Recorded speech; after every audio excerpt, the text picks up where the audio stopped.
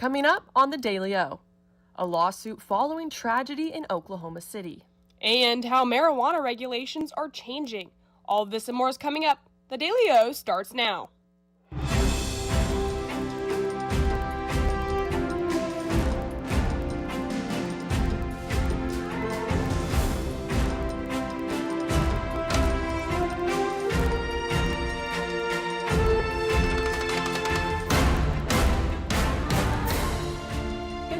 Welcome to the Thursday edition of the Daily O. I'm Addison McBride. And I'm Reagan Lee. We're glad you're with us. Following a tragic crash that left 3 dead, the wife of an Oklahoma Highway Patrol trooper is filing a lawsuit against a local trucking company. Trooper Vernon Brake, along with Mercedes Bain and her 4-year-old daughter, were killed in a crash along Interstate 35. The civil lawsuit claims that traffic cones fell from the trailer, slowing traffic. This led to Bain swerving and crossing the median, striking Trooper Brake. The suit seeks damages totaling over $75,000, with the crash still under investigation. The Justice Department has announced a major shift in federal marijuana policy. Acting Attorney General Todd Blanche signed an order reclassifying state-licensed medical marijuana from a Schedule I drug to Schedule III. The change does not legalize marijuana nationwide, but it eases regulations.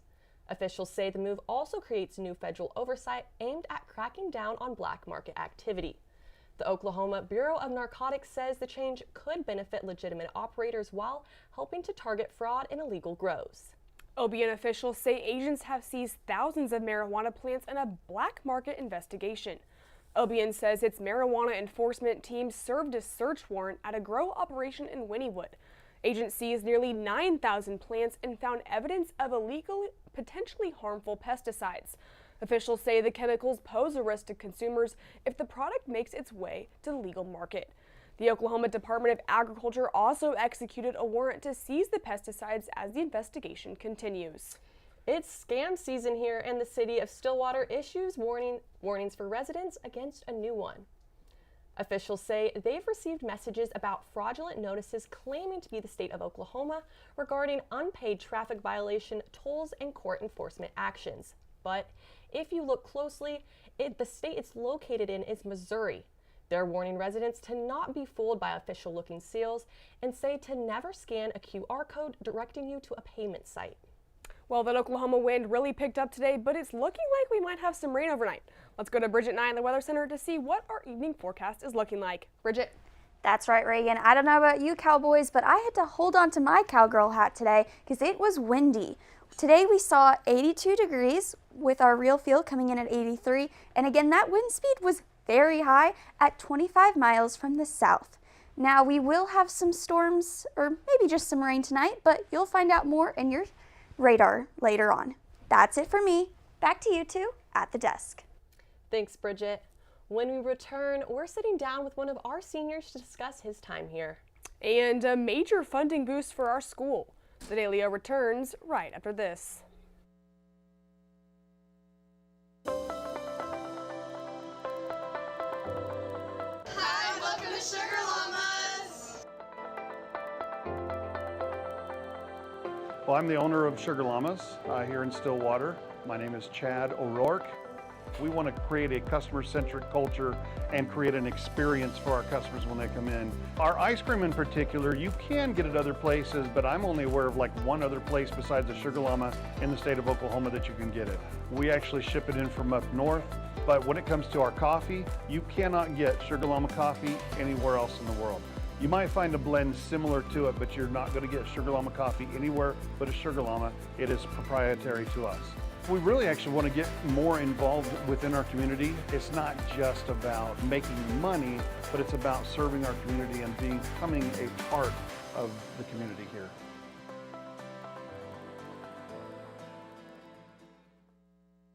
Ace in the Bowl salsa started many, many years ago. I was trying to find a recipe to take to a family gathering, and so I started messing around with different recipes, and I took a little bit from here and a little bit from there, and I came up with a salsa that is truly unique. Ace in the Bowl salsa is an olive oil-based salsa with tomatoes, green chilies, green onions, and black olives. There's no sugar added, it's gluten-free, low calorie, low carb, low fat, low sodium. So it's a very, very, very good alternative to any snack you may want. As of right now, I'm just looking to be in Oklahoma and having a successful business within the state. If my grandkids could ever take it over when they're old enough, that would be my dream.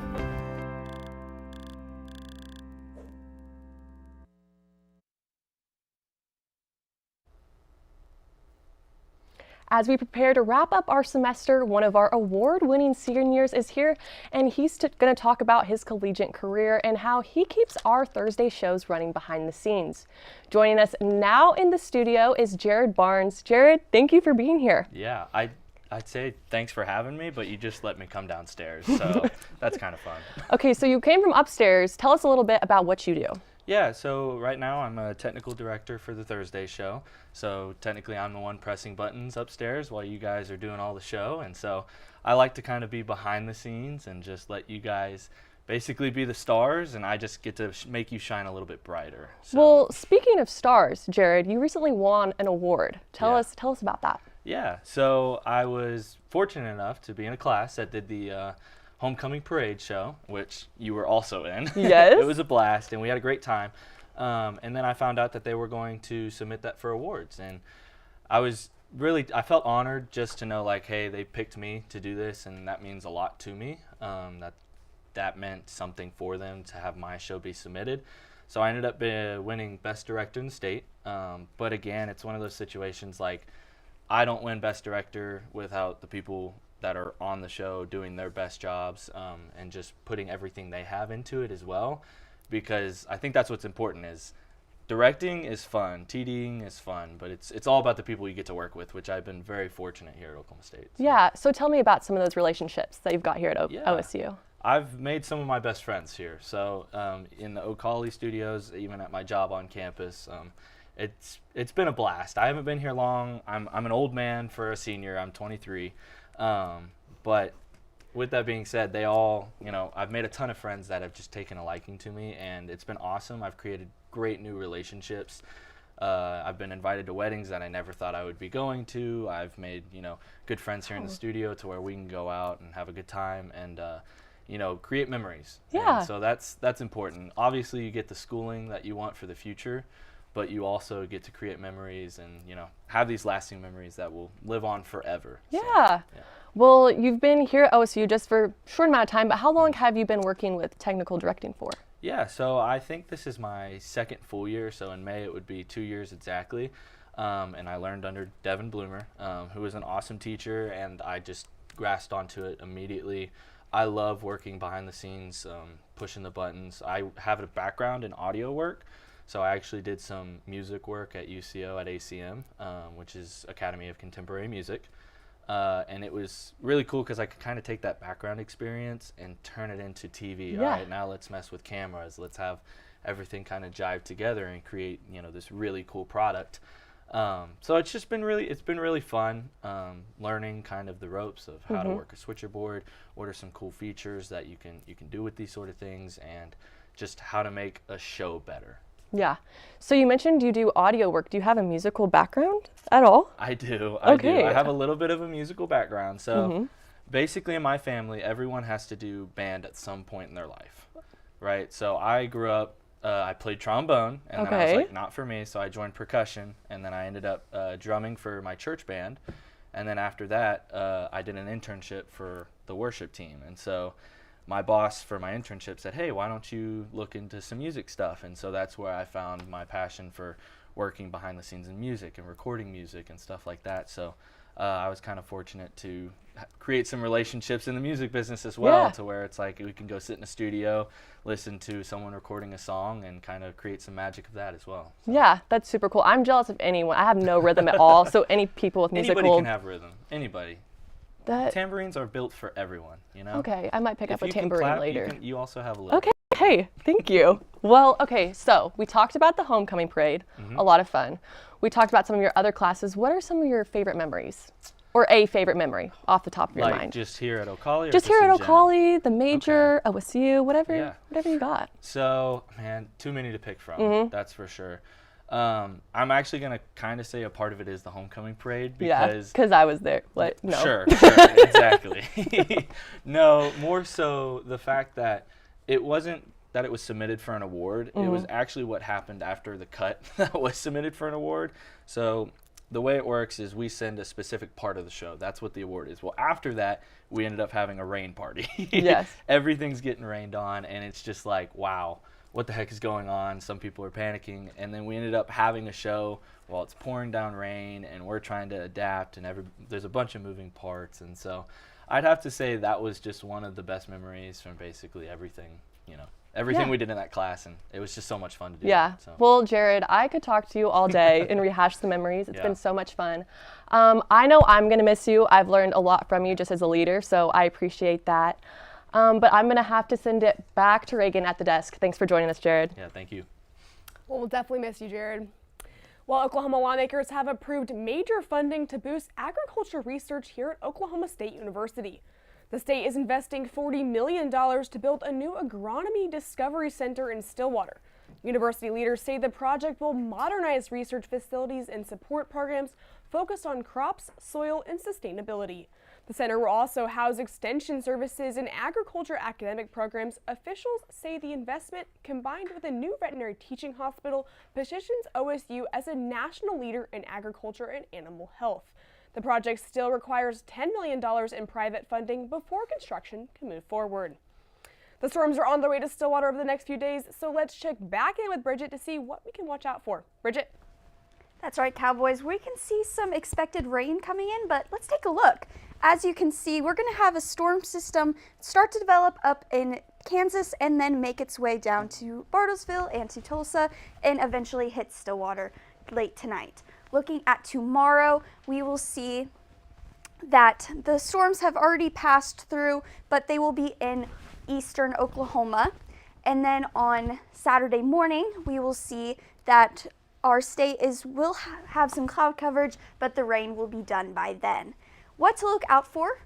Like I said, we're going to see some thunderstorms late tomorrow night and early mornings, and then after that we're going to see some clouds and then sunny skies next week. That's it for me. Back to you two at the desk.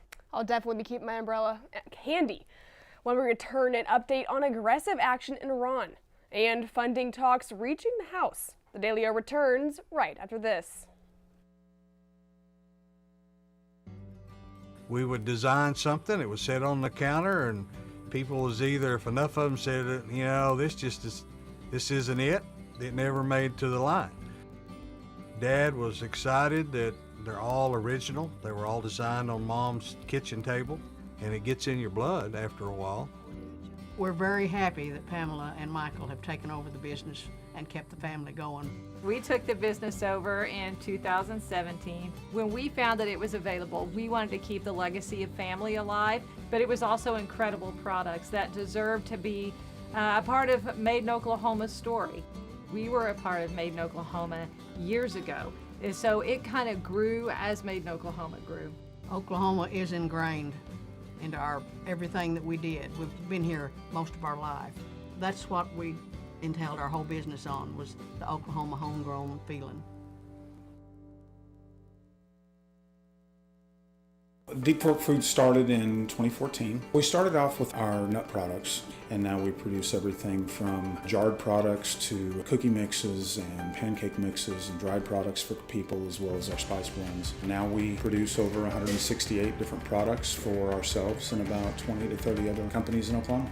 I'm Cindy Stewart. I'm one of the owners of Deep Fork Foods. We've gone from just making our own stuff and doing just small things to being able to co-pack and work with other companies and individuals within Oklahoma and across the United States as well.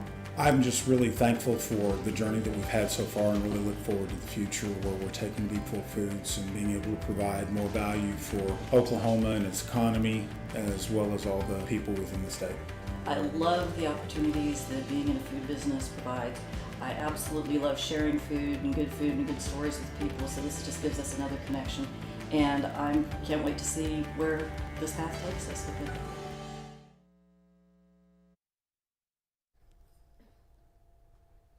breaking news on the war in Iran. President Donald Trump says the ceasefire between Israel and Lebanon will be extended by 3 weeks. This comes after the president has ordered the U.S. Navy to take aggressive action in the Strait of Hormuz. In a social media post, Trump says any boats placing mines in the waterway should be shot and killed without hesitation. He also says U.S. forces are currently clearing mines and ordered those operations to increase.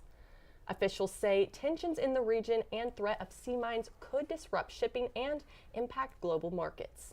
Senate Republicans have approved a budget blueprint aimed at funding immigration enforcement after an all-night session.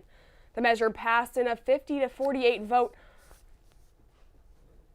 early this morning following hours of debate and amendment votes. Republicans say the plan would provide billions for ICE and Customs and Border Protection and help reopen the Department of Homeland Security. The resolution now heads to the House, where lawmakers must approve it before a final funding bill can be written and passed. As the case against singer David continues, prosecutors have uncovered a significant amount of child sex abuse material on an iCloud account. The claim came during a court hearing as the 21-year-old faces murder and other charges in the death of a 14-year-old girl.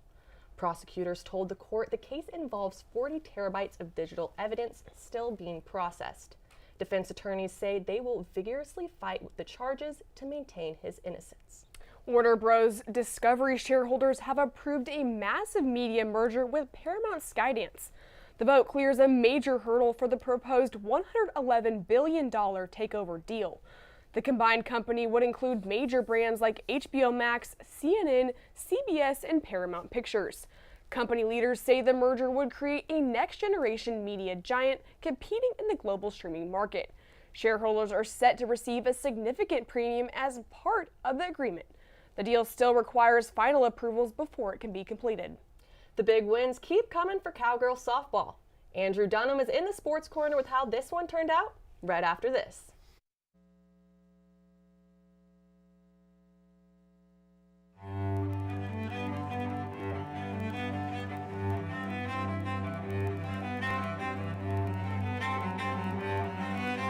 My name's Dennis Abernathy. Lived here since 1968, and I consider myself one of Stillwater's oldest original family jewelers. Here at Dennis the Jeweler, we're more about personal service. My father always told me that anybody can sell the jewelry, and what we're doing is completely different, learning to do the repair work. That is one thing that will keep your business alive, because anybody can sell it, but not anybody can fix it. To me, jewelry is very, very personal. Every piece of jewelry has its own story, and I get to hear hundreds of stories from my clients, which I love to hear. There's always a story with it. I mean, you buy a piece of jewelry for a show of appreciation, a sign of love. There are a lot of different aspects for jewelry when you purchase it. My wife lived east of here, about 35, 40 miles, something like that, over at Lamont. I was dating her from over at Alba when we were going to college. I knew about the well then. It was a great well. It was great water. I'd stop there, stick my head under it, wake up, drive on home, that kind of thing. And people talked about bottling this water. And so that's why I started thinking about doing that. And so in 2003, the property come up for sale. And so we started working on that, had the opportunity to buy it. The hopes are when folks drink our water is that they'll drink it for a few days and find out the difference. They'll start feeling better because there's been no chemical in our water. There's a list of good things that we have. We don't have any bad things in it. This company means a lot to me because I guess we started it from scratch. And to be able to have it where it's at today, I don't see this as the end at all. I see the future of Divine Water as being worldwide, which will bring outside dollars into the state. It means a lot to me because I started it, I guess, and our family started it. Welcome back to the Daily O and welcome into the Sports Corner. Once again, I'm Andrew Dunham. Let's see what's going on in sports. It's been a generational run for Cowgirl softball, and Ruby Malin and the Pokes didn't miss a beat last night. OSU shuts down the Longhorns in a 5-0 road win. And I mean, we say her name every game, but how about the pure dominance from Ruby Malin? Another complete game in the circle, shutting down 4th-ranked Texas in Austin with 2 hits, no runs, no walks, and 4 strikeouts. And also the Bats backed her up, How about a Rosie Davis 2-run shot that started the scoring late in the 6th inning? And just an inning later, the cherry on the top, how about Madison Hoffman, the freshman, with a pinch hit 2-run no-doubter? That's 4 wins now over ranked opponents in just the last 7 days for the Cowgirls, including a win over number 1 OU, over number 16 Arizona twice, and now UT. Cowgirls now have 11 wins over ranked opponents on the season, with 7 of those coming away from Stillwater. So all eyes are on softball nationally, while baseball is still teetering on making the postseason. So let's go around the diamond with Preston Hudlow for how this upcoming weekend looks. Preston? Yeah, thanks, Andy. We have a lot to talk about today, so let's go ahead and hop right into it. So it was kind of a midweek for baseball. They lost the series to Kansas. Game 1 was actually suspended, and they had to play both games on Saturday. They finished Game 1. They won 13-2 in 8 innings, and they got crushed in Game 2, 3-13. And they lost a close one in Game 3, 6-9. And like you said yesterday, they won the midweek matchup against Wichita State, 14-4 in 7 innings, and 3 Cowboys had a home run. And now they have a very easy series against Texas Tech. They're not great, 6-12 in conference play. So this means you have to win every single game. You got to rack up those conference wins. And moving over to softball, man, what a phenomenal week for them. You win a ranked series against Arizona, number 16. You win Game 1, 8-7 in 10 innings. Then you lose Game 2, 1-9. Okay, and then you win the series 7-5 in Game 3. And Malin, she had her 5th consecutive complete game. So just great there. And then they won up themselves once again, getting another championship-level performance, beating the number 4 ranked Texas Longhorns, a shutout, another championship performance, I'd say. Now, what does this mean going forward? Obviously, national recognition. You beat 2 of the top 3 programs in the country, and that's phenomenal. So now let's really see if some more Cowgirls can step up and really perform. Now, this next series, it is an away series against Baylor in Waco, Friday at 6:30, Saturday at 2, and then Sunday at 1. That's all I have from Around the Diamond. Back to you, Andy. Thank you so much, Preston. And while softball continues to roll, the reload continues for Steve Lutz in men's basketball. Stillwater, meet Andrea Gribovich. The 6'9" forward is from Montenegro and is 22 years old, coming over from Arizona State. For the Sun Devils, he averaged 6.8 points per game. Gribovich will be suiting up with a familiar face as he played on the same European team as North Carolina transfer Luka Bogovac. So Lutz continues to add some veteran presence and size to his new-look Cowboy roster. We set you up yesterday. Now we're going to give you an update from the Big 12 Championships down in Dallas for Cowgirl golf. OSU sits in the middle of the pack after day 1 in Dallas. As a team, the Pokes finished 5 over par and are currently tied for 4th in the tourney. Individually, Ellie Bushnell is swinging it well, tied for 2nd in the field, shooting 2 under par. But she's the only Cowgirl shooting under par, with Marta Selchenko the next closest at 1 over. Day 2 tee time is set for 8 a.m. tomorrow. Well, that's a look today from the Sports Corner, but don't go anywhere. We all love it. We know it. It's Disney music, and there's a new way to enjoy it. Addison and Reagan have it right after this break. I'm Travis Taylor. I'm the general manager for the Hotel Indigo Tulsa Downtown. I have a real good understanding of the food scene in Tulsa, and I've loved to see the way it's evolved over the years, and I'm glad to be part of it. My name's Kevin Kyle. I'm the executive chef. I started here, the idea was to do something local. Everything that we try to do has Oklahoma products. Tulsa is a big oil boom when we were the oil capital in the early 1900s. How Route 66 put Tulsa on the map. And the menu around that was, well, what would an oil worker take out in their lunchbox? That's how Prospect kind of came from. We never get crazy busy, so we can do a lot of different things with food. And we can do things like wine dinners and have local dinners. We have a private dining room that people can come. I think being at the heart of the old Route 66 has kind of weighed into us getting a lot of different things brought in from different areas of the United States. When I taste something on our menu for the first time, the first thing I go is, that's Tulsa. My name's Kayla. I've been here since the beginning, so 4 years. Scratch is more focused on farm and mostly made in Oklahoma products, keeping it local. Sustainability is our biggest thing. That's one of the reasons why this place opened. I've been the chef here at Scratch for 2.5 years. Started here as a line cook. Our food and drinks are a bit separate entities almost inside the restaurant. So the food is now up to 85% of the products we bring in are raised or grown locally. It's all based off of things that I grew up eating in southern Oklahoma, things my grandparents ate. Fresh food, clean food, organic food, sustainability, that's all of our thing. From front of house to back of house, we're able to maintain both with freshness. But made in Oklahoma means we get it straight from the farms that are 20, 30 minutes, another little county away. We get it straight from them.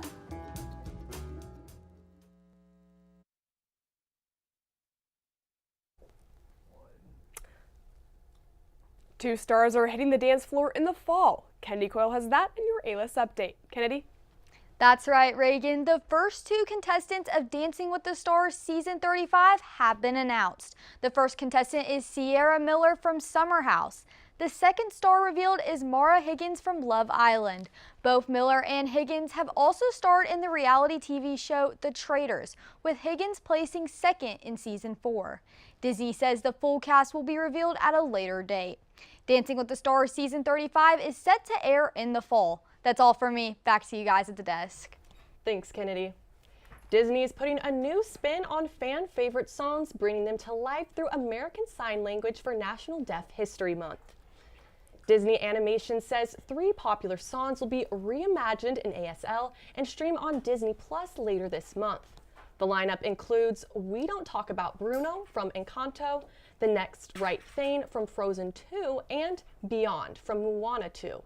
The project was created in partnership with Deaf West Theater to expand accessibility and celebrate deaf culture. The ASL versions are set to debut April 27th. Today's the day to get outside and dine. It's National Picnic Day.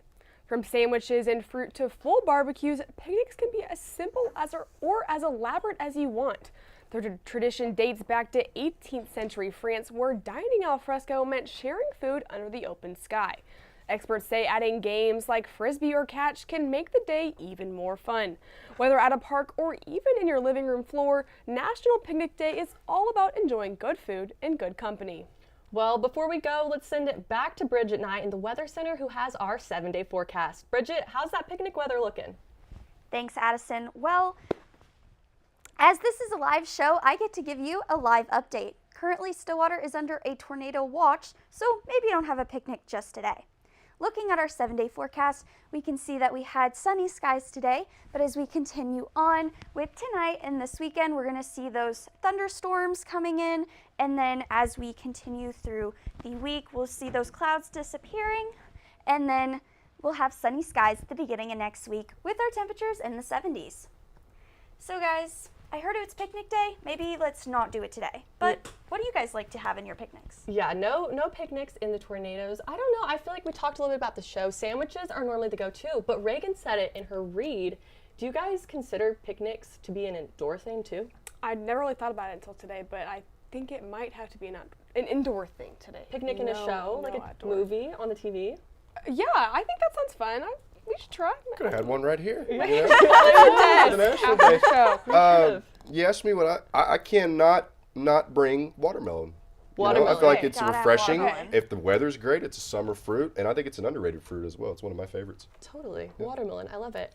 I said the sandwiches. We talked about this. I like a pasta salad, a macaroni, some sort of salad, I feel like, at a picnic. Yeah, I agree. I think that you got to keep it basic. Like, you can't go too fancy. I think maybe a charcuterie board would be a nice touch, but that's kind of fancy, not Reagan. not on the fancy side. Like, just some cheese and crackers, and that's Just a it. casual Just a casual board, for charcuterie sure. board, yes. Do you guys have a picnic basket? No. So, shout out my mom. Bridget totally has a picnic basket. Not so much a picnic basket, but we used to have a picnic business where we would set up fancy picnics for people. And yeah, it was a couple years ago when it was like this big thing, and we put a lot of effort into it, but it just became too much. So Wow. Well, that is interesting. Guys, that's a look at our headlines. Thank you for joining us. Make sure to check out the Daily O tomorrow and the rest of the week for the latest happening here in Stillwater and across the state. The Daily O, I'm Reagan Lee. And I'm Addison McBride. Have a great night, everyone.